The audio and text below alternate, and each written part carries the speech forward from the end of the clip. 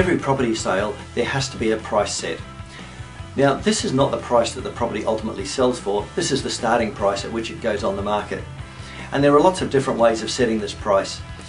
In theory, the agent is the expert. The agent has access to the resources, the ability to do the research, and also should have the experience then to come up with an appropriate starting price to put a property on the market which is reasonable and achievable. This doesn't always happen, however.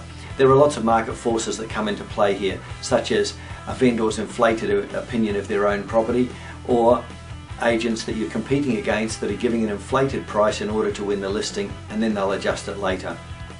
What we're going to talk about here is a method of selecting a price which is slightly independent from the norm, and it's based on fact, which is always a good starting point to be grounded upon.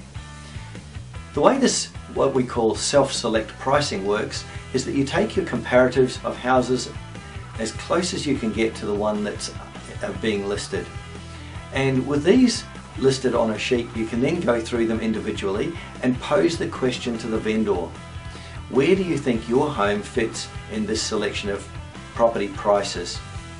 And go through each property, discuss its benefits, its merits, its downfalls in relation to the subject property of the vendor. Now usually it will become quite clear that the vendor's property is better than some of the ones listed and not as good as others that are listed. And this should lead the vendor to a clear indication of what the price is of their particular property. Now this means that you're not doing too much persuasion on this point. The vendor again is drawing their own conclusion based on the evidence that you're putting in front of them on the sales that have taken place in the area recently on similar properties.